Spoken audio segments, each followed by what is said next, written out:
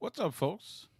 Stu Myrick from Sports Guys Talking Wrestling, getting ready to do our weekly recording for the podcast and the radio show tomorrow night, 9 p.m. Central, here at locally on the Horn, 1049, 1019 FM, AM 1260, hear it around the world at hornfm.com or the Horn Austin app for smartphones. As always, we got NXT 2.0 on the TV screen. Roderick Strong, part of the Diamond Mine, talking to Malcolm Bivens, and he's got a match. I think it's Braun Breaker. Oh, but we get Ivy Nile first. Okay, we get Ivy Nile next. Just had Grayson Waller cut his I did away with Johnny Gargano promo. A lot of heat, as you might expect. So nothing else happened about it. I mean, he just cut a promo and then left. That was it. So hope everybody have a good week so far. Hope you had a good weekend. I certainly did. It was a busy weekend. Let's see. Saturday had the 6A Division One state semifinal game. Lake Travis and Galena Park North Shore. Unfortunately, Lake Travis just couldn't match up with the Mustangs. Mustangs move on. They will play Duncanville for the 6A Division One state championship this Saturday. Lake Travis ends their season. A good season. And if you've seen the description, we're going to talk to Mark Henry, and of course, I will brag a little bit about his son Jacob, who became a standout star as a sophomore on the defensive line for the Cavaliers. Earned Player of the Week honors by the team a couple times, and he is going to be a big star. He's going to be a big key to their success in the next 2 years. We'll talk to Mark about that, as well as AEW in Garland for winter is coming.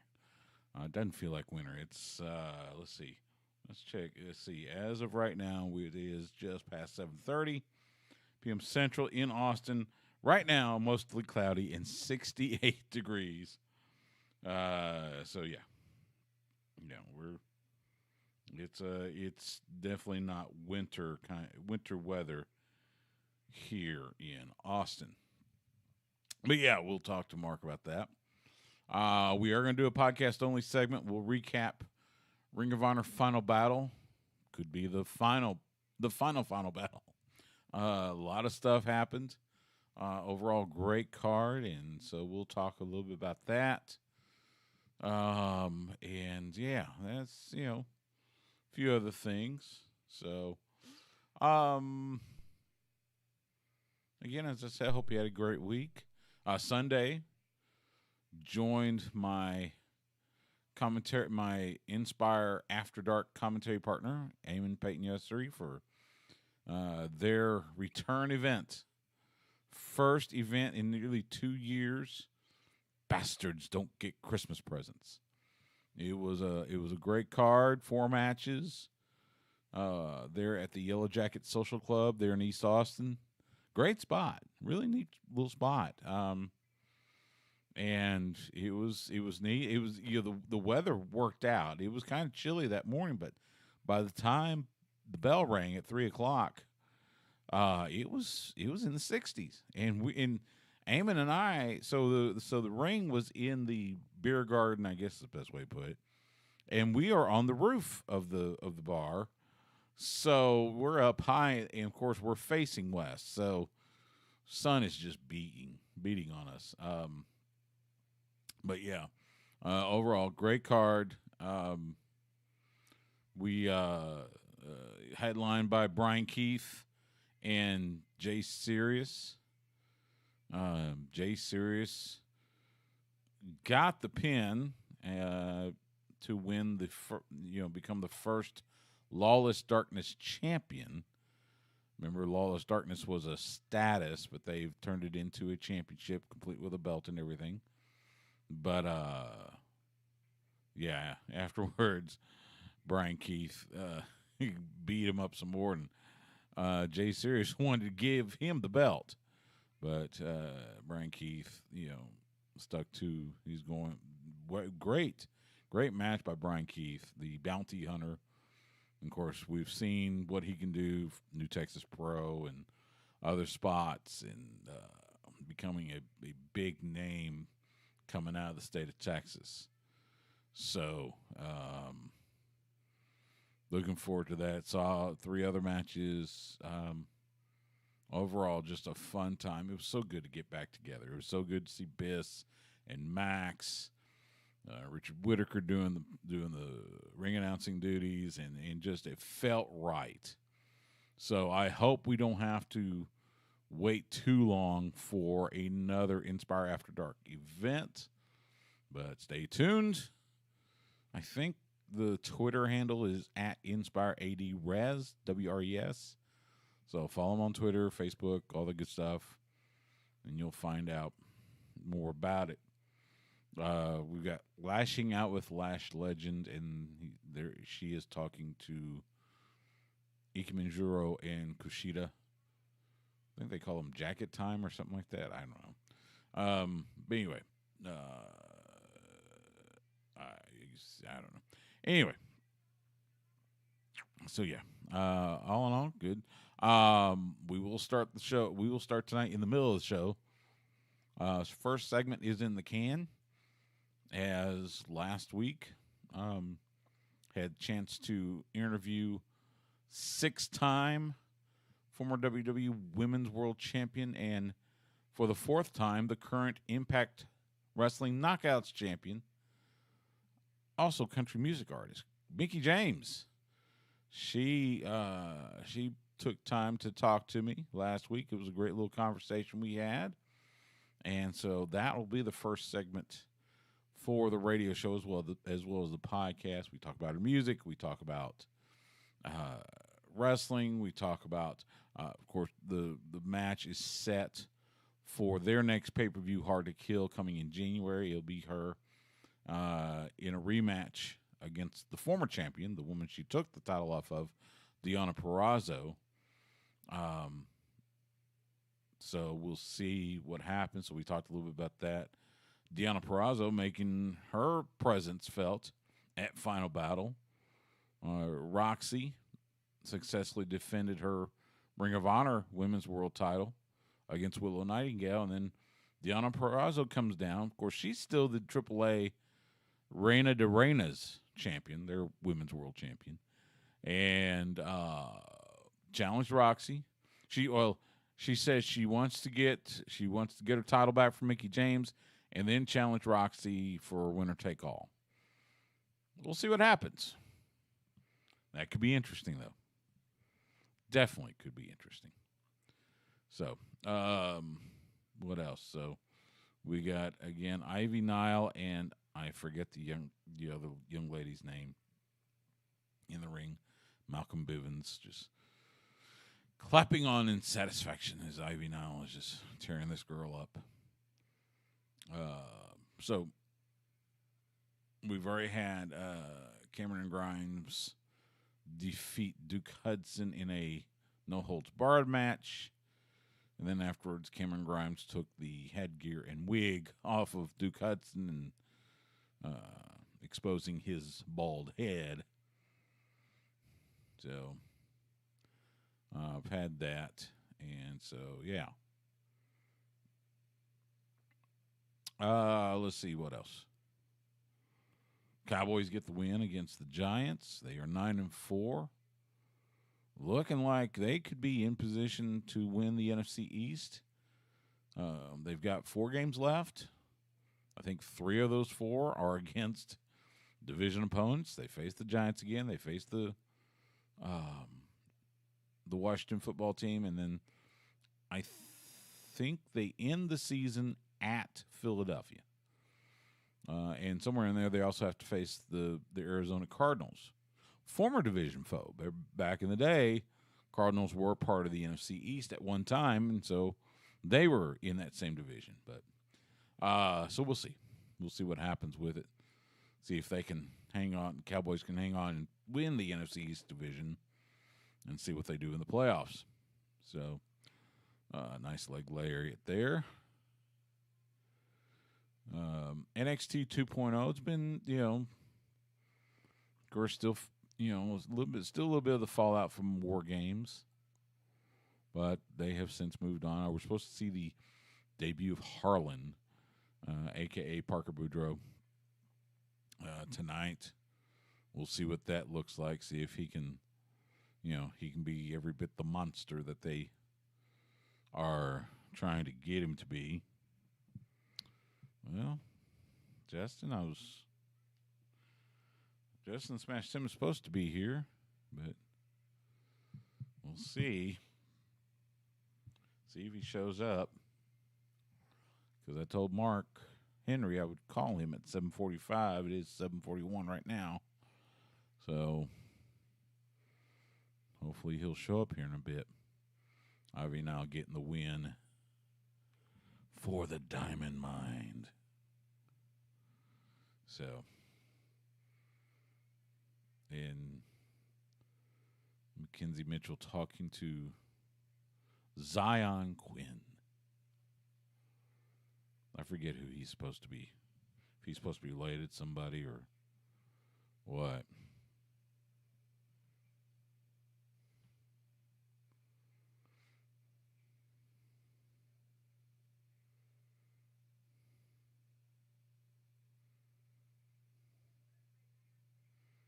And now Robert Stone.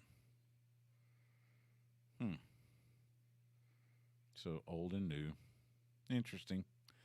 But yeah. Should be fun. Also did Peppermint Parkway out at Circuit of the Americas. There's Justin. It was a lot of fun. My girlfriend and I enjoyed that. Did the lap. And had a great time as Justin Smash Simmons joins me. Good timing. You got 3 minutes before we call Mark. So. Oh, so this is happening. Yes, it is happening. Yes. How are you? I'm doing all right. Okay. I was not stressed out about this. Sorry. What? Mark Henry. I was like, No. I talk to him all the time. I see him every week. So anyway, have a good weekend? Nah, not really. Uh-oh. We'll have to get into it later. No, nothing major. I just had strep throat. So, oh, man, I'm sorry to hear that. Yeah, so while I'm getting better now, and I've been on the 5th day of meds or whatever, it's just could have had more fun. Plus the weather wasn't great. Yeah. It was a little weird and goofy. Oh, well, Sunday afternoon was nice because the sun was beating on us, on Eamon and I doing commentary for Inspire. I know. So it turned out. Good. So when did you find out you were doing it? What? Commentary? Yeah, because last time we left off, and I don't know if we told the people. We hadn't heard anything. I got the script on Friday. Okay. Yeah. Because I know I don't know if we discussed it in front of them. Yeah. But yeah, we discussed it, and I was just kind of oh, well, you never know how they want to go about new things, Well, it was first card back in almost 2 years. We weren't charging. They didn't sell tickets or anything. It was for a free event, so didn't know what it was going to look like. But yeah, sure enough, Eamon and I, right back, felt like we'd never stopped. So, all right, let me give World's Strongest Man a call.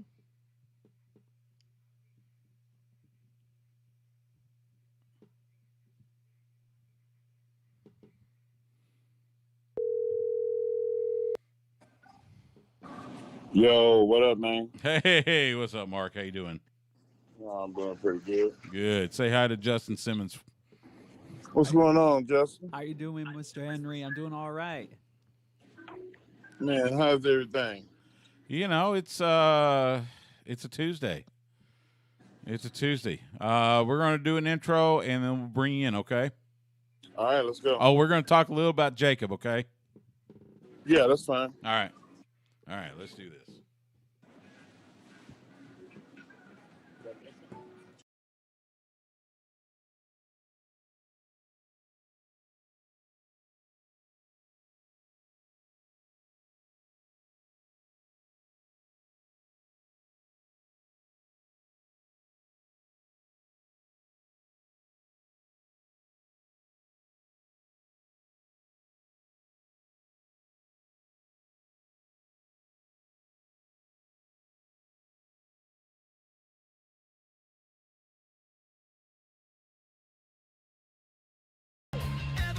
Back here on Sports Guys Talking Wrestling on the Horn, Stu Myrick, Justin the Smash Simmons joins me. Hello, Justin. Good to see you, Stu. Good to see you. And joining us on the Vaqueros Cafe and Cantina hotline, not only do you see him on AEW Rampage, not only do you hear him on AEW Dark Elevation, and you also hear him weekdays on SiriusXM Busted Open with Dave LaGreca and the crew.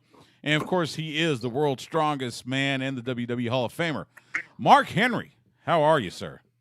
I'm doing great, man. Good to be on just talking wrestling, man. Absolutely. Yeah, awesome. Well, before we talk wrestling, we got to talk a little football because this past Saturday we were at the Palace on Palmer, Lake Travis, state semifinals, but once again runs into that buzzsaw known as Galena Park North Shore and just couldn't get it done. But I tell you what, your son Jacob, first year on varsity, ends up starting on defensive line, got player of the week honors by the team a couple times. I know it was hard, but I know you must be just over the moon proud of Jacob and what he did this year for the Cavaliers. Man, I'm very proud of him, not just for football, but for a host of other things. You know, him being a leader and at such a young age and just having an open mind to learning new techniques and a whole entirely new defense. So, yeah, man, I'm real proud. Yeah, he was great. It broke my heart a little bit. So get done with the post-game interview with Coach Hank Carter, the head coach of the Lake Travis Cavaliers. I'm walking off the field, and as I'm walking by, I see Jake. And of course, he is in tears. Of course, a lot of the guys were in tears because this was the final step before making it to the state championship. And I know that although they fell a game short this time, I tell you what, the future for Jacob is so bright, and I got a feeling they're gonna get back there and probably get over that hump in the next 2 years. Well, I know Jake, if you're not crying and you don't have an emotional tie to the game, then you shouldn't be playing it. And Jacob does. He cares about winning and losing. It affects him. So, that's a good thing. As far like Jacob is going to be bigger, he's going to be stronger. He's going to be more aware of what's going on next year. This is a kid that squatted, 550 pounds. He probably will squat 650 pounds next year, and he'll make those jumps the way 1 year jumps in high school is huge. Yeah, that's true. That's true. He is just going to be such a bright star for the Cavaliers over the next 2 years. We are recording this on Tuesday night, so you are up in the Dallas-Fort Worth Metroplex as AEW brings us Winter is Coming in Garland. Give me kind of a sense of what you are seeing from the AEW locker room, because it has been an incredible year for AEW with the highs and everything, such great cards, and of course the new signees and such. Just give me a sense of what the locker room feels like in AEW. These are competitive guys. The guys that are the most competitive that I've seen in a lot of years, because you're not governed by, hey, this is what we're doing. The guys get to go out there and they get to go and prove that they are who they are or who they want to be. And when you have some input and you have some ambition and you want to be the best, and you're allowed to go out there and be the best and not be handcuffed or governed by any way, then that's what you get. You get a product that comes across as very organic, which it is in a lot of senses. And there's a competitive nature in our locker room. We want to go on cable television and be the best cable television wrestling show in the world. And we've accomplished that a bunch of times this year. And I'm just happy that all the guys feel that competitive nature. Absolutely. It's, and leading up to this event, it just feels like everything's clicking. The storylines are falling in place, and it's a logical. They're kind of going in a logical order and everything. Um, I think I've asked you this before, and I always like to kind of do a check in. Give me a couple of the younger, I guess I would say newer AEW wrestlers that are we're gonna be making notes on and really capturing the attention of everybody in 2022. I mean, Dante Martin is probably one of the most athletic guys there, and he's making strides, like leaps and bounds. He's making strides every week. I mean, you can go so far as to say that MJF, but MJF is only 24. I can still consider him a young guy, even though he's arguably the best heel in pro wrestling. And when you get to the Wardlows and you get to the guys and girls like a Jade Cargill and Jamie Hayter, and I mean, you just have a limitless amount of talent on both sides, the men and the women. It's hard to pick one or two because there's so many. Because this is a young company. This is the company that is going to have 5 to 6 years to develop into the number one company. Everybody wants it to be right now, and in some cases, we are the number one show, and cable shows you that. But where the business is going to be in 2 to 3 years is going to be, it's astronomical difference. Absolutely. When you look at, with all the releases by WWE, Ring of Honor going through their stuff, so much talent out there that's going to be available. And we've already seen Summit with Jay Lethal now joining All Elite Wrestling. Of course, he was called the franchise of Ring of Honor, and for good reason. And you've got, other guys. I just saw Josh Woods, who's the Ring of Honor Pure Champion on AEW Dark tonight, taking on Shawn Spears, and it was such a great match. And it just, there is so much talent that's going to be available to AEW. Not to mention, with the working relationships with New Japan, and we could see other companies there. I mean, it just seems like the sky's the limit. Man, you were talking about the young guys. You start talking about just all the guys. I mean, there's about 20 guys that can be your champion and lead the company. I mean, from Kenny Omega down to Bryan Danielson, CM Punk. I mean, we have the elite of the elite guys in pro wrestling. You just have to tune in and see what happens, because I get to the arena sometimes and I look and the card has been changed, and I think sometimes the changes are better than what was on the board originally. So, well, I can understand that, but that that kind of comes from that, again, kind of that creative freedom that the wrestlers have. I mean, obviously Tony's going to have his kind of direction, but it's he is taking a lot of input, whether it's from the EVPs or from the wrestlers or from some of the other veterans in the back. It's like he is open to so much, and I gotta imagine it's quite freeing for everyone to have that kind of atmosphere. It is. I mean, you don't have to. The less thinking you have to do, and the more reacting that you do, the better everything is. And this is a read and react company, man. Like, if something needs to get done, go do it, and then we'll talk about it later on. Like, nobody walks by trash. If there's some trash on the ground, pick it up. We all work together. And when you have that type of mentality, you get the brand of wrestling that we give, and the crowds see it, and they act out in the audience, having the most fun. That I hear that every week.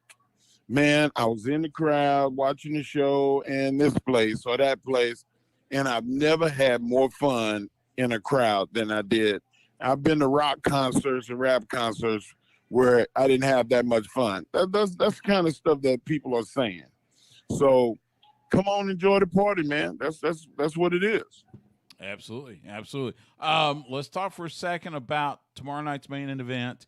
If you listen on the horn, by this time you have already seen it. But Bryan Danielson and Hangman Adam Page for the AEW World Championship. This is one of those matches that I'll be honest, I thought they would hold off until maybe Battle of the Belts in January, but For they're what? Well, and that's the thing. It's why not? Hold on for greatness? Why? Exactly. I get mean, you. the crowd wants it. Give it to them. That's our mentality. Yeah. There's going to be more next week, and the week after, and the week after. Like, I think that's something that I feel like is passe in the wrestling industry. Like, you want to hold off on things because that's the way people have done for years. Tomorrow is not promised. True. And you got to react in the moment when the time is right. And I think the time is right.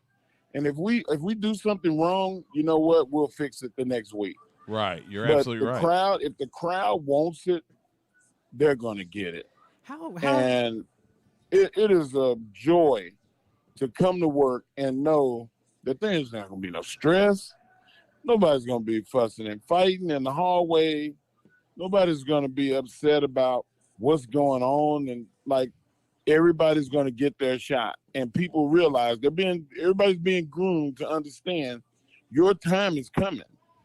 Be ready when your time comes. So people are hustling, man. And you kind of answered on some part of my question I did have for you, Mark. Was the last time I remember talking to you was you were just about to join AEW in your current role. And I was curious, how have you personally felt now? Your expectations going into the role, have they been like met or exceeded since you started? And how has the transition been since you've been with the company for you? That would probably be a question for Tony. But I've had several interactions with my management and Tony. He's head over heels happy with what I've added, what I've done, what I'm doing. The people are getting served outside of AEW.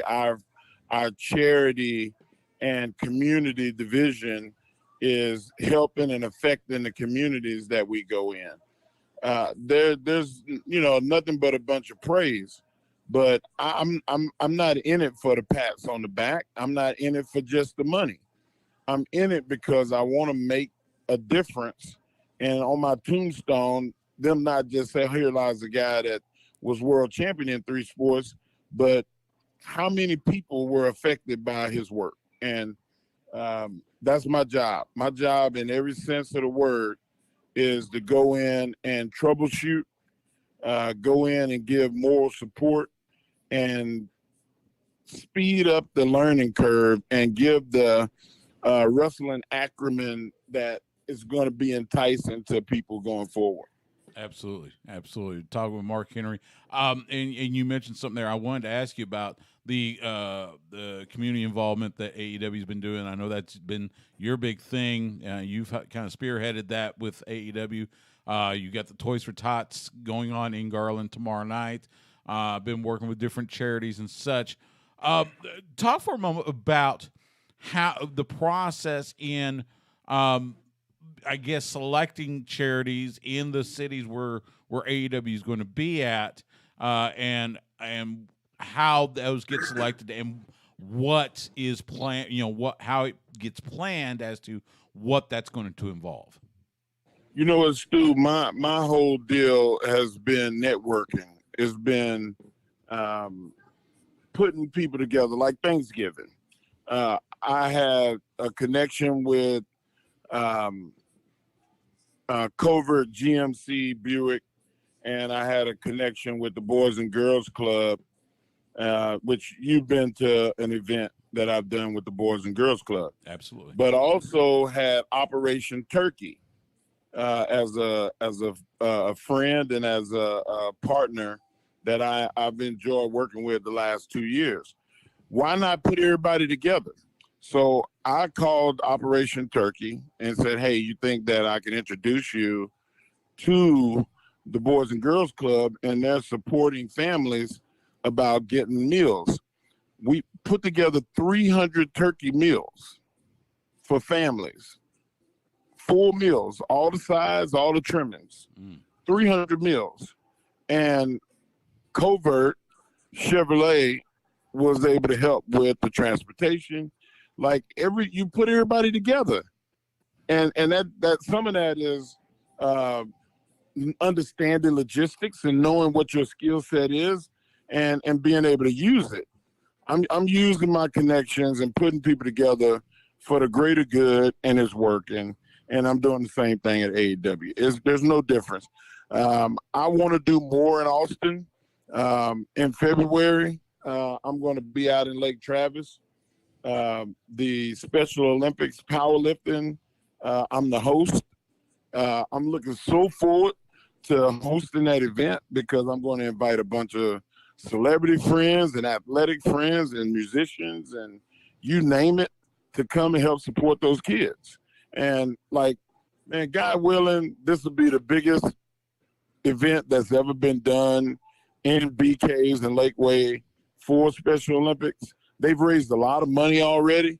If you have it in your heart to give to Special Olympics Austin and Special Olympics Texas, do it.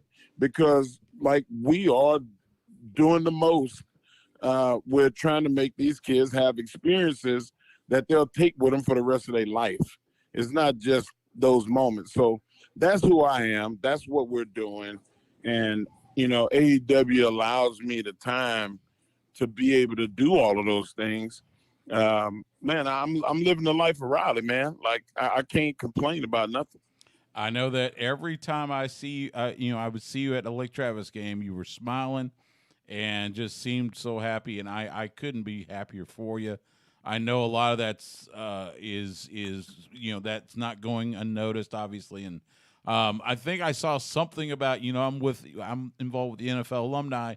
I think I saw something. We may be joining up. Yes, with we're going to be working with y'all in an event that's going to be, I think, at High Five. Yeah, I think that's in the works. So, and of course, yeah, we'll it's let in you the know. works. So I hope that'll be a lot of fun too. Now, you know, we can't just let him go without talking a little bit of the Longhorns. And the reason I bring this up is, Mark, did you happen to catch the tweet that Sark sent out last night that just happened to feature a guy that we're talking to with the burnt orange Texas shirt wearing when you were wearing it in the ring that one time? He used that GIF. So you know it was a good day for the Longhorns. How do you feel about the recruiting so far? Offensive linemen coming in droves. I'm loving it, man. We got the big uglies. And anytime that we have the big guys get love, I love it when the big guys get love, man. And I've always supported the Longhorns. I've been a Longhorn fan since '87. I got to meet some of my Longhorn heroes, the Jerry Grays, all the way to Eric Metcalf, and man, I've all the way to Vince Young and all the guys now. You know, to see Bijan and to be a fan of, you know, Sark's offensive prowess. Like, they're going to be good, man. It's just going to take time. You know, Texas needed a shot in the arm, and I think that shot in the arm was this ass-whooping of a season that they took. And they, you know, I want to have some time to talk to Coach Sark because along with physical preparation, you need psychological preparation too. And I don't think Texas was ready for the fact that they were approaching people not only from the field that they were playing against, but people that the officials, they didn't get one call the entire year. No, like everybody was against them. The Big 12 as a whole was against them. They got to be us against the world. If you don't have that us against the world, I will fight you tooth and nail every play, every inch mentality. They're going to lose again next year. So, you know, mental preparation is going to be real important this year. Absolutely, and that quarterback room just got more interesting with Quinn Ewers, transferring from Ohio State to the Longhorns. That's going to make things really interesting in that quarterback room. I tell you what. So, yeah, Malik Murphy. Yeah, and Malik as well. You're right. Plus, you got fourth down and 1. I mean, like, hey, take Quinn out and put him in. Yeah, and you still got. That's what happened with Oklahoma. You got a big 6'5", 230, 240 pound guy that can smash it in there and also do damage throwing the ball. Like, you got to let people get experience in game time and in situation, put them under pressure and see what happens. Yeah. I think that Sark is going to not hold back. You talked about all gas and no brakes. You can't press the pedal if there's no gas in the car. Like, they've reloaded. They got a quarterback. They got another running back. That's a bruiser coming. You get more skilled position players, and all those guys that are transfer portal that I want to get out of here. Good riddance. Goodbye. Mm-hmm. Like, next man up. Like, and don't be the guy that left. Don't be the guy that was a transportal guy. Like, it's you got to want it, and you got to want people that want to be Longhorns. And I feel like that Texas has went too much into, hey, we want good guys. Listen, I want guys that can play, and let me help you make them good guys and give them confirmation that you're not a bad guy because you play hard between the lines. But when you get off the field, you shake hands, you kiss babies, and you indoctrinate yourself into the community that you serve and play for. And that's what the guys need. They need people that have done it 1,000 times and can show them how that's done. That's all it is. It's very simple, but you need the right ingredients to make the gumbo. That's true. That's true. Hey, you got me motivated. There you go. I'm waiting for that AEW Longhorn crossover now. I know you're going to make that happen. Well, I'll tell you what, there's a lot of pre-show speeches to people. Like, you have to mentally be prepared. That's what it ultimately I'm saying. Like, I wasn't a world champion in 3 sports that have nothing to do with each other because I couldn't focus. I learned how to focus very early. Dr. Terry Todd and Jan Todd prepared me over at UT to be mentally prepared and physically prepared at the same time. And these guys have to be taught that. I didn't just know that. Yeah. People taught me those things.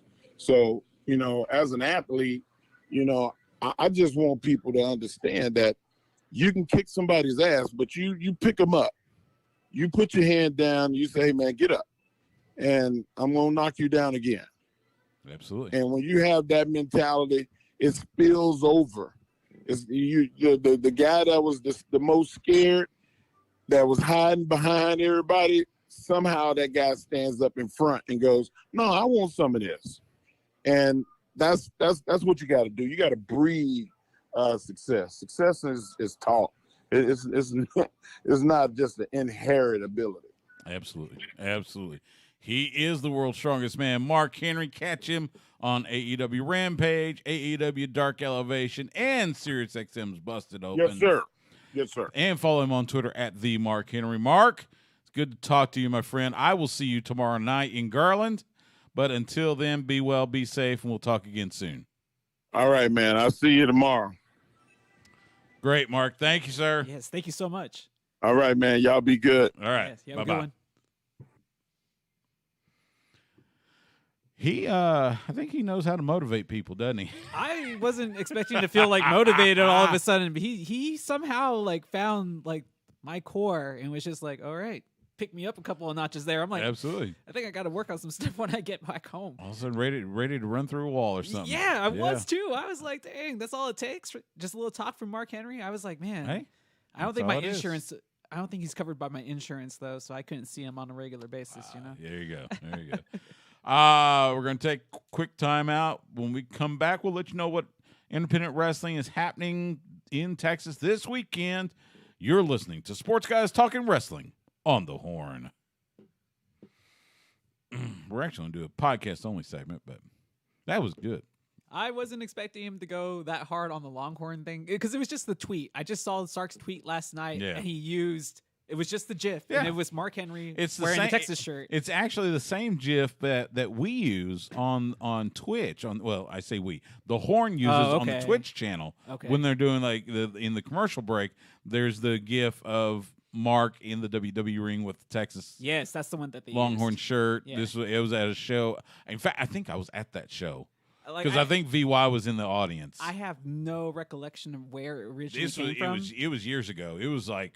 But I was like, either... Oh, it was probably about at least 7-8 years ago. But it was a WWE... I think it was a Raw at the Irwin Center. And he was in a match and then went over and gave Vince Young a big old hug. So, yeah.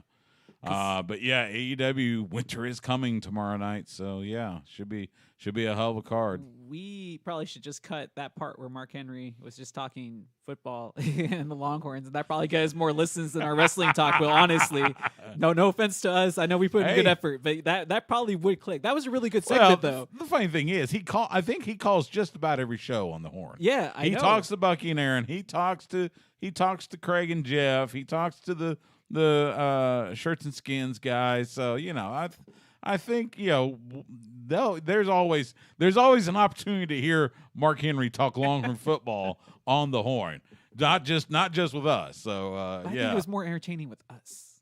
That's all I'm going to say. It may be. That's all I'm saying. It may be. All right, let's do this podcast only segment.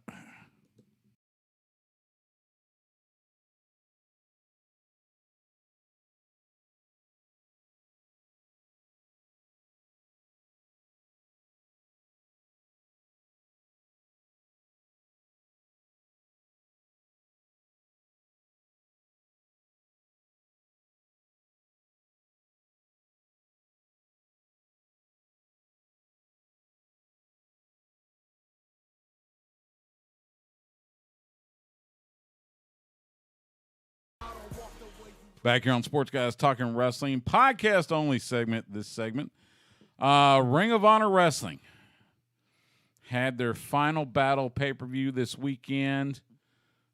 Might be their final battle, and boy, they went out with a bang. That's for sure. Oh yeah, man, they brought it. Everybody brought it that night. They did.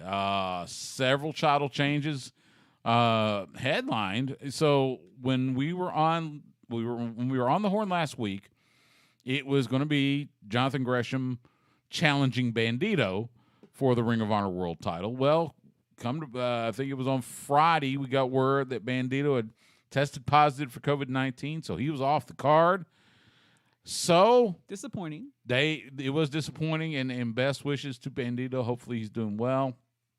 But luckily the wrestling community came together if for that one night. Jay Lethal, who is now with AEW, but before then was considered the franchise of Ring of Honor, stepped in, ended up being the battle of, foundation teammates. Jonathan Gresham and Jay Lethal had several matches against each other. They were a tag team. They were the tag team champions. And on this night, they battled, and in the end, Jonathan Gresham gets Jay Lethal to tap out, puts the octopus on him, gets him to tap out. Jonathan Gresham, the new Ring of Honor World Champion, Kerry Silken, our dear friend, presented him with the old style ROH belt. It was so cool. I was like, how fitting that the end of the era would come back to the start of the era of what has been a tremendous run for ROH. They've come through these issues before, and they were able to battle through. Yeah. So that's, for lack of better, similarity here. Mm-hmm. They're kind of like the company version of Ric Flair. They're supposed to die off, but yet they keep on living. And a little bit like Impact Wrestling, yeah. So so I still feel that that April 2022 date will come to fruition, but it's just it's going to look different. But yeah, I'm looking forward to see what they do in April when they do reemerge. Well, I'm interested to see who's going to be the owner of this. Who's going to be putting? Well, the owners will still be Sinclair.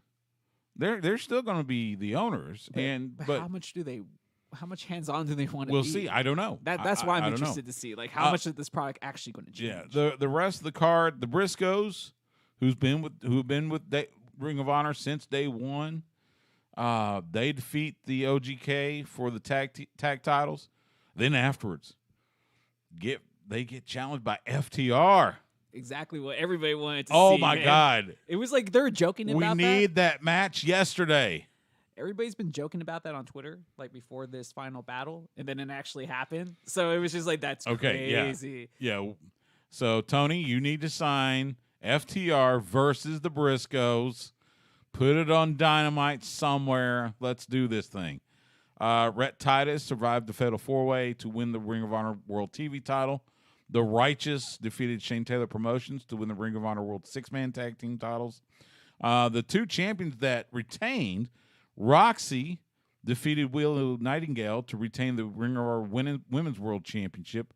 And then right after that, here comes Deonna Purrazzo, the former Impact Wrestling Knockouts champion, the current AAA Reina de Reinas champion. And she has basically said that she's got her match against Mickie James. We heard Mickie James earlier in the show. She's got her match against Mickie James for the Knockouts title at Hard to Kill, at Impact Wrestling's Hard to Kill in January. She is, of course, fully confident that she will regain that title, and then she wants to challenge Roxy for a winner-take-all bout. That's what I was going to ask. Do you think that means that it's going to be a for sure title change? I don't know. I don't know. I don't know what it would be like, but I would be.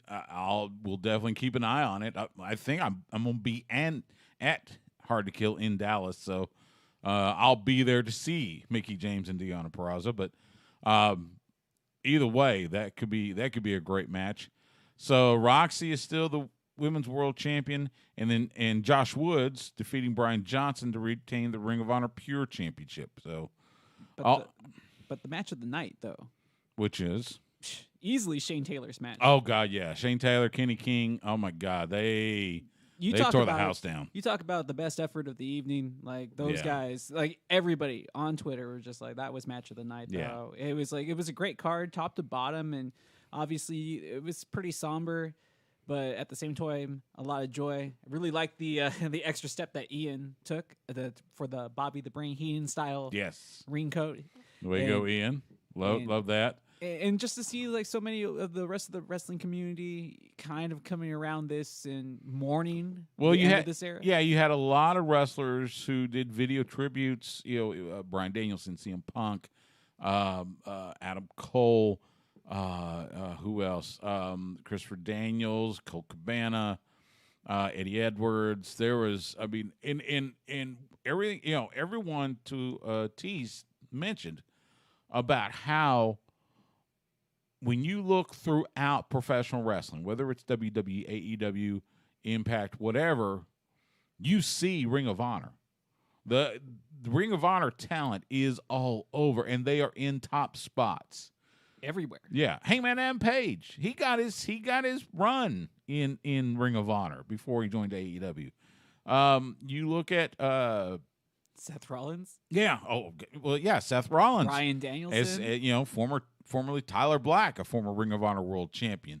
You got Tommaso Ciampa, who's the NXT champion. He had a great run in Ring of Honor. Yeah, and those are just the champions. Yeah. Not even talking Moose, about the current Impact world champion. He had a great run in Ring of Honor. Kevin Owens. Right? As Kevin Steen, you're right. Sami Zayn, a.k.a. El Generico. They're all over. And we can talk about the guys that were just like underneath guys at the other parts of the Federation, like the rest of the Undisputed Era. All those guys could work. All those even guys, though they were never world champions with the next step in their career. Well, Kyle O'Reilly was a world champion. Roddy Strong was a world champion. Bobby Fish was TV champion. Of course, Kyle and Bobby were multiple-time tag champs as Red Dragon. Mm-hmm. You had of course, the Young Bucks, multiple-time Ring of Honor tag team champions. Cody Rhodes, a former Ring of Honor world champion. Kind of the resurgence to his career. Yeah, that was that. You're right. I mean, he had that cup of coffee in Impact Wrestling, which was but yeah, then he shows up in Ring of Honor, and it is let's just go. All gas, no brakes, to mean, quote Mark Henry. Yeah, and we talk about just like wrestlers that have been fed to other federations, so to speak. But let's give credit where credit is due. They helped launch AEW. Oh yeah. Oh, absolutely. Absolutely. Yeah. All In, if you look at All In was done with the backing of Ring of Honor Wrestling. Used their production. Ian Riccaboni was on commentary. You had a lot of that stuff, a lot of All In, which of course helped birth AEW. That was on the back of Ring of Honor Wrestling. So it was so funny too. I believe it was, I think it was yesterday, maybe it's Sunday. Kerry Silkin gives me a call, former owner of Ring of Honor Wrestling, of course the ambassador, and we talked, and he was talking about how it was an emotional night, and a lot of hugs and everything, and it's like I said, now you look forward, April of 2022, they're going to go on hiatus while they reimagine the company. I think most think it will become kind of a super independent promotion. So they'll have talent. They just won't be under contract. You'll be just a per appearance thing, kind of like your Game Changer Wrestling, AAW, Beyond, whatever. Except they've got a TV deal because they will still be on Sinclair, which will mean Sinclair owned broadcast stations, the Bally Sports regional sports networks that nobody gets. Yes. I was thinking about that today because the Texas High School Football Championships, the state high school football championships, start tomorrow. Yep. And I have YouTube TV, so I don't get it. We need illegal streams, people. That's what we're trying to say here. Help a brother out. No, stop. Yes, do it. But yeah, all in all, a hell of a show, and yeah, we will see. Hopefully, when WrestleMania weekend turns up in Dallas, there will be a Super Card of Honor, and we'll see what it looks like. And until then, you hope that the Ring of Honor wrestlers find spots everywhere, whether it's like I said, Jay Lethal already in AEW. We'll see what happens with the rest of them. So, but let me ask you this then, because now that is essentially going away, and they want to come back, like you mentioned, like this super indie, essentially. Even those other super indies seem to have like at least a stable of regulars.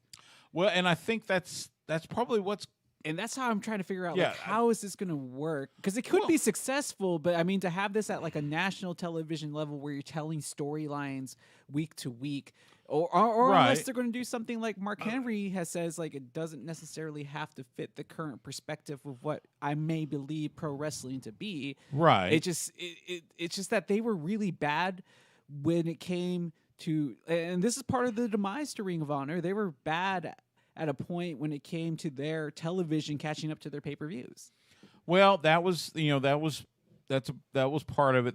The other part, of course, was paying everybody during the pandemic. They had to go dark for so many months. They kept paying everybody, which that's great. I'm glad you took care of the people, but at the same time, that's a lot of money out the door. Yeah. So, but that was before even the pandemic. They would have those issues because Sinclair themselves put that show on it multiple times. I think the one to look at would be GCW, Game Changer Wrestling, because they have for better, I guess for lack of a better term, a kind of a core group that seems to be on every card, and I think that's what Ring of Honor is going to want to do. They're going to have a core group. Obviously, it's going to depend on who gets signed, where they get signed. If they have a deal where it allows them to do independent dates. So, I mean, again, it's kind of, we have to just wait and see. But I got a feeling it'll be kind of like that, where I mean, in most independent promotions, I mean, heck, even Inspire After Dark had a core group that would be on every card, and that was, and then it'd be filled in by whether it was a Leo Rush or MJF. or MJF or somebody like that. So, we'll see. I think I do think they will come back, and I think it will be interesting to watch. And I think that might be one of my plans. I will head to Dallas for WrestleMania weekend. I won't go to WrestleMania, but I'll head to Dallas, and I'll check out Supercard of Honor. But you got 2 days to choose from to go to WrestleMania this year. Don't you? I think I'm gonna choose neither. So, wrapping up this segment, Matt Hardy was on his Twitch stream. I think it was yesterday, and Jeff was with him. Interesting comments. Matt Hardy says that his brother Jeff, quote, is in the best place I've seen him in a very long time. And that, so Jeff was being, at least according to Matt Hardy, Jeff was being drug tested by WWE prior to the release. And in fact, he had a drug test right before the event in, I think it was Edinburgh. Yeah, where, it was Edinburgh, my home area. And he says that people will be surprised when the test results come out. And although he understands WWE's position, he thinks WWE may have jumped the gun a little bit on releasing Jeff. Now, in the meantime, Jeff is, he's got his music. He's got some dates for concerts in the next couple weeks, mostly in the Midwest. He's got his art and everything. I mean, he still has a 90-day non-compete. So that's going to put him so December, so January, February, so second week of March before he can seek other wrestling employment wherever that may be. But in the meantime, he'll have his art, he'll have his music. So we'll see. We'll see what happens. I mean, all I can say is I hope Jeff is in a good place, and hope we see. I'd love to see the Hardy Boys back together in AEW or wherever. Oh, yeah. I mean, I think that people would like to see one more run because obviously Jeff Hardy was still mad over with the WWE crowd. And, I'm sure that the company has their reasons, or they're looking at their bottom dollar at the same time, or maybe at the same token, they've been looking for more of a youth movement here of late. True. And that's, looking for any excuse to cut anybody, even no matter how minor it might have been, I can see the business end of it as well. So I heard, in fact, I think I saw something where Matt Hardy mentioned they might want to do some more Final Deletion type videos. Brother Nero, I knew you'd come. It'd be interesting to see how it's receptive in the current climate now, because it's just like fads just come and go. And you have to remember at the very beginning of all that, even us kind of dismissed it. Yeah. A lot of people dismissed it. And then all of a sudden it kind of just picked up some steam where people were just like, wait a minute, this is actually brilliant work if you kind of dissect it. And then, it just caught fire. You did. So we'll see what happens. We're going to take a quick timeout. When we come back, we'll let you know where independent wrestling is happening in Texas this weekend. You're listening to Sports Guys Talking Wrestling. It's Boa and it was Idofu something. I don't know. I think it's Onofe. Inofe. Maybe it's Inofe. Yeah. And apparently Solo Sakai came out to help Idris Inofu. I don't know. I have liked the NXT 2.0. It's not bad. I mean, it's getting to know the names. I got to relearn. I got to learn all these names, and it really feels no different than watching like something like NWA for me, because it's like, I don't really know everybody. I'm just kind of figuring it out as we go along. And it's just kind of like why I expect, some guys are going to look really green, and some others are going to look really wild, because it really just seems that they're going through their closet and being like, okay, let's try this gimmick. You try this gimmick. You try this gimmick. And we'll see what works with this crowd now. Yeah. Yeah, we'll see what happens. They've already done, the big heat angle with Grayson Waller with him attacking Johnny Gargano on his way out last week. So they're doing the whole, everybody shunning him and all that good stuff. So, yeah. So, yeah, we'll see. Let's knock out this last segment.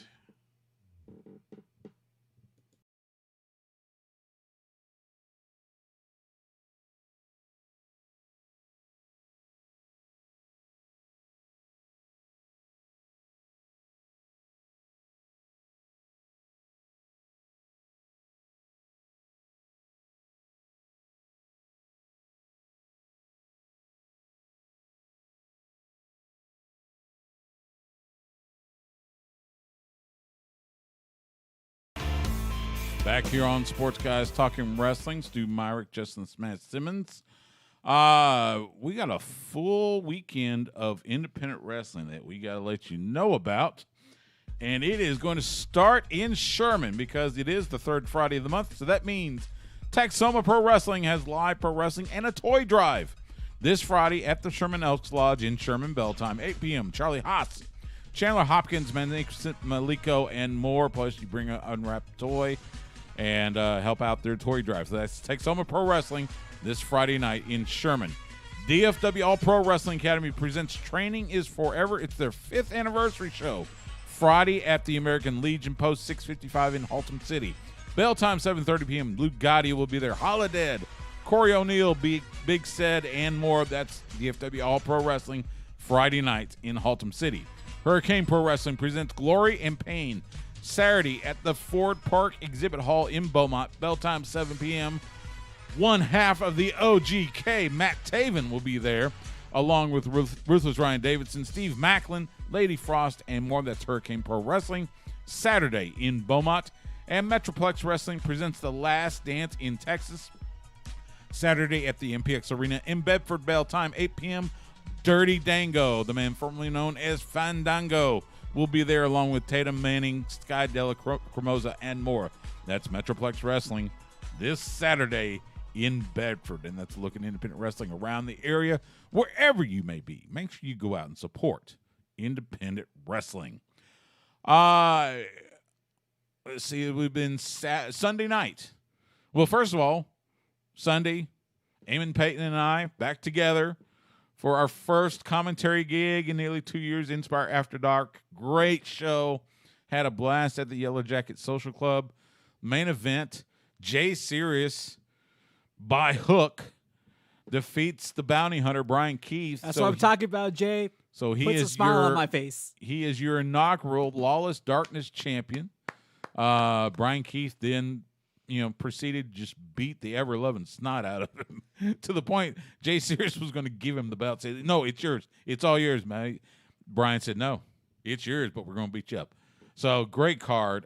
Thanks to everybody that showed up for Inspire After Dark. Looking forward to more events. Of course, follow them on Twitter at Inspire ADRez and get them on social media. Just search Inspire After Dark.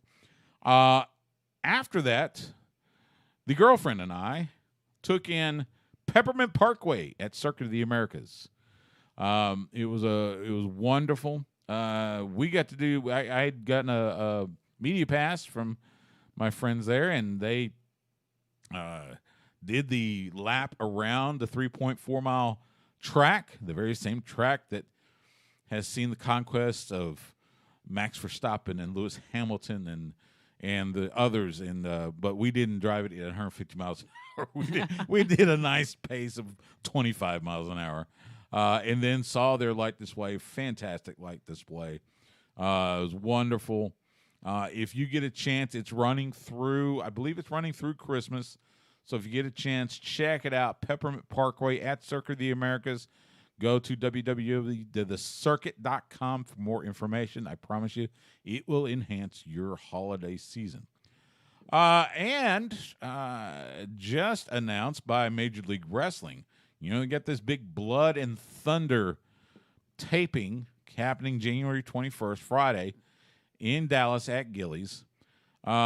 We announced that Roxy, the Ring of Honor Women's World Champion, will make her debut there. someone else that will be making their MLW debut. I think she calls herself the Bad Street Beauty. Miranda Gordy, the daughter of the late great Terry Bam Bam Gordy, will make her debut at Major League Wrestling's Blood and Thunder in Dallas.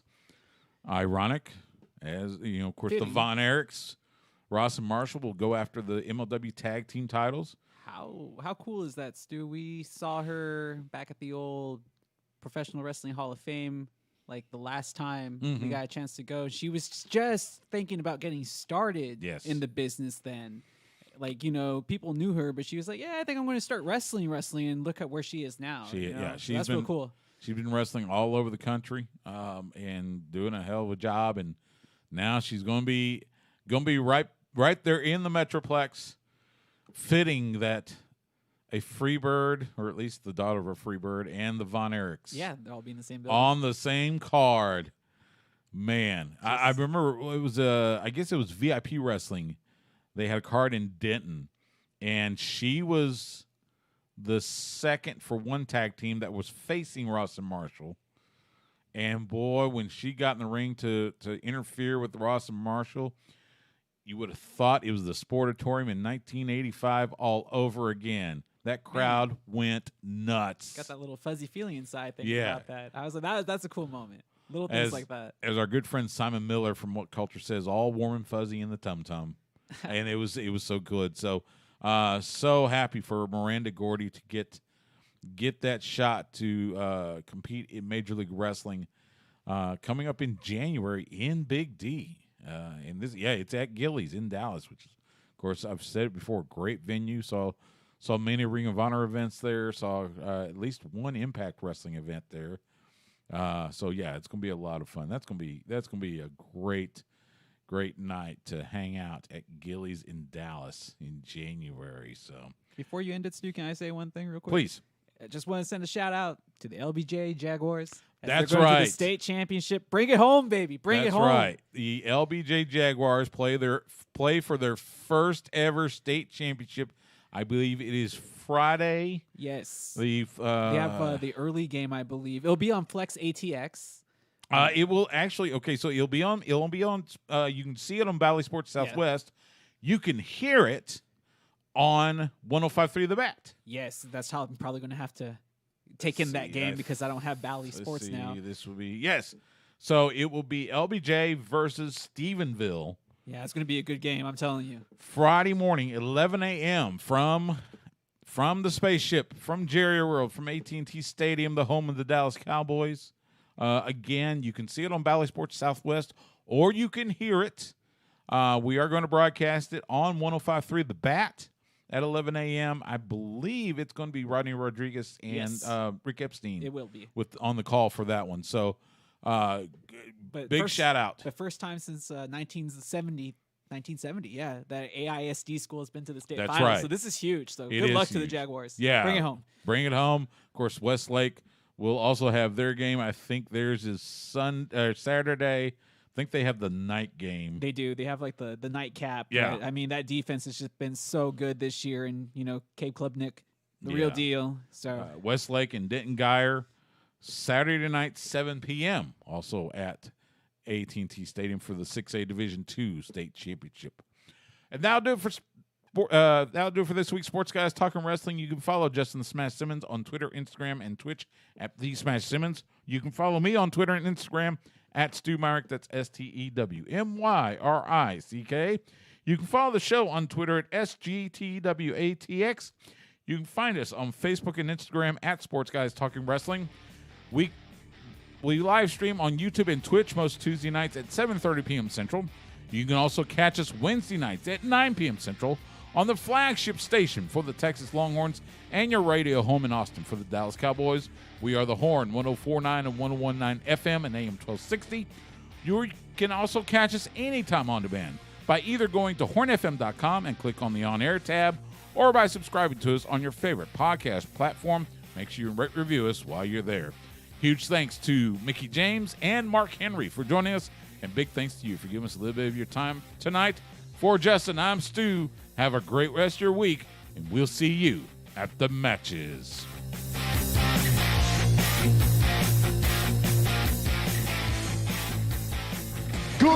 Bye and good night. Bang! And there we go. Now we got Grizzly Young Veterans taking on Jacket Time. Okay, that's why he's wearing the old time splitter garb. Yeah, Ikemen, Juro, and Kushida. I always They're now called Jacket Time, apparently. I was always a fan of the time splitter stuff, so Oh, yeah. I'm glad to see him back in the garb. But that was a really cool spot we just saw a little while ago. So it is Sports Guys Talking Wrestling After Dark now, for those that did stick around. Or AD.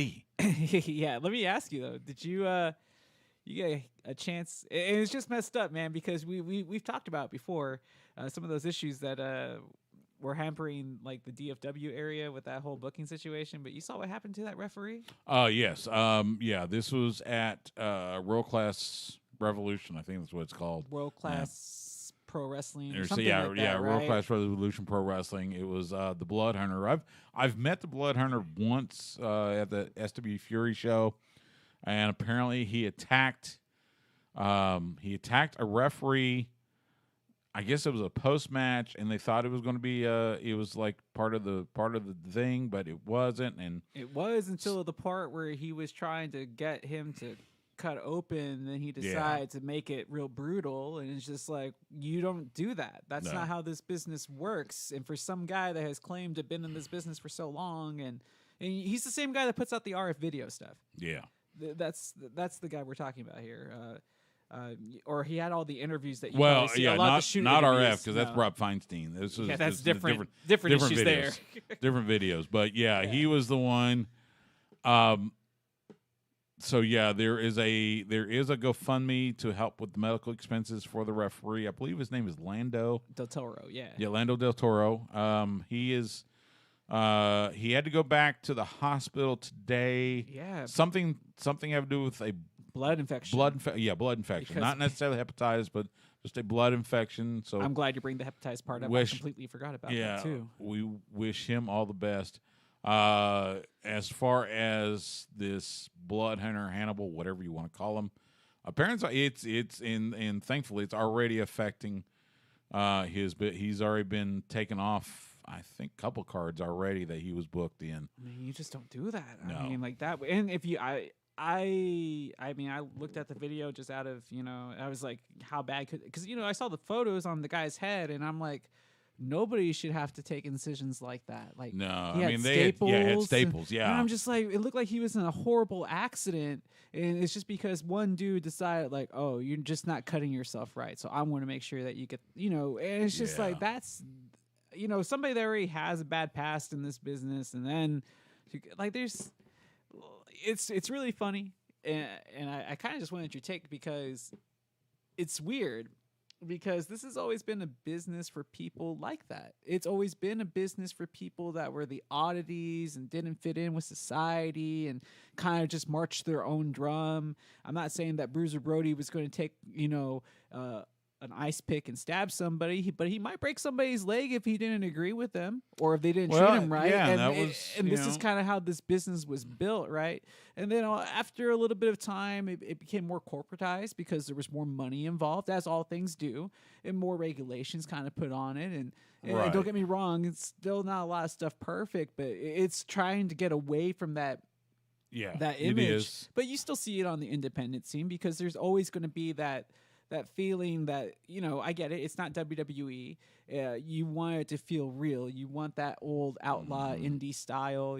That's what the heart and soul of indie wrestling is. But but it just kind of, we've been to a lot of locker rooms. There's not always a lot of great people. There's good people in there, but there's some people that are less than the desirable. And I would say it's better now than it was even 20 years ago, much less 30 or 40. Because with my short time, and I remember I shared some locker rooms with some less than desirable people, and I'm just kind of like, wow, that's just how this business is. I get it. Okay, just just not gonna say it. It's not.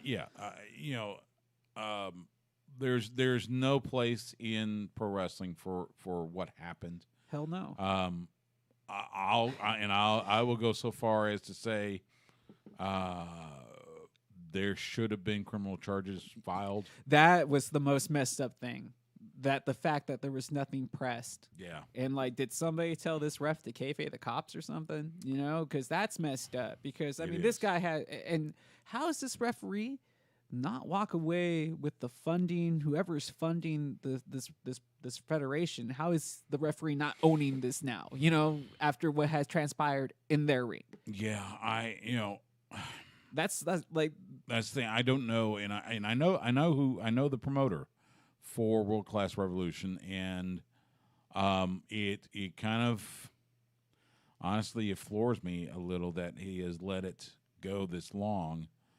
Yeah, because we haven't heard anything from them, the company itself, and I'm assuming that they're thinking it's going to blow over. But I'm like, no, this is something that hit all the wrestling markets. This is something that everybody. I saw Will Ospreay tweet about it today. Yeah, like people in the industry tweeting about this. Just fans were not letting this go, and rightfully so. And I'm glad that. And this is like the good thing about social media is that you become aware about this so quickly because it might be, it's not something that's going to make national news, but within the industry that we cover and that we love, covering, that this is something that's just like, this is not right, and for it to happen in this state.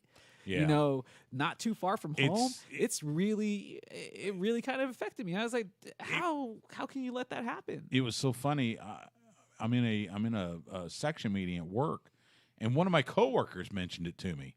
She said, "Did you hear about this?" I said, "Yeah." Oh, that's right, because you because licensing. Well, yeah. So my full-time job, I work for the agency that regulates combat sports. Yeah. Pro wrestling in Texas is not regulated. Hasn't been for 30-something years. Now it's regulated in like some neighboring states like Oklahoma and Louisiana. Louisiana is one of the Louisiana, yeah, they've still got some pretty stringent rules.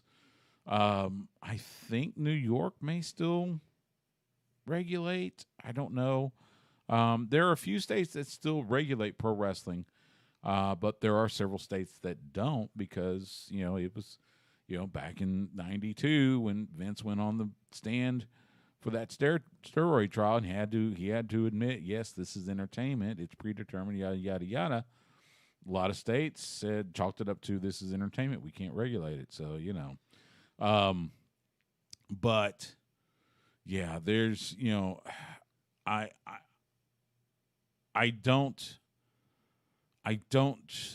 get why they've let it go, and I hope it gets corrected.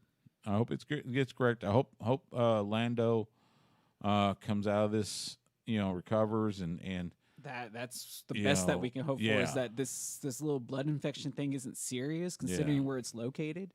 Right next to the head, and you just don't want to take any chances. But man, this puts this poor guy in such a financial hole, and I'm hoping that the greater good, especially during the holiday season. Well, yeah, and that's the thing. I saw that GoFundMe. I think it's up to like 5,000 right now. He's going to need more than that. He'll need more, but at least that's a start. So, man, you're just trying to get a job. You're just trying to work in the industry. You shouldn't have to go through that. Yeah, I agree. Let's see. We've got. This is the 15th or 14th. So next week, I think we are preempted, or at least it'll be a very late radio show because next Wednesday, Longhorn men's basketball taking on Rice. So, but we will do something, whether it's a show, podcast, whatever. We'll recap Winter is Coming. We'll talk about everything else happening.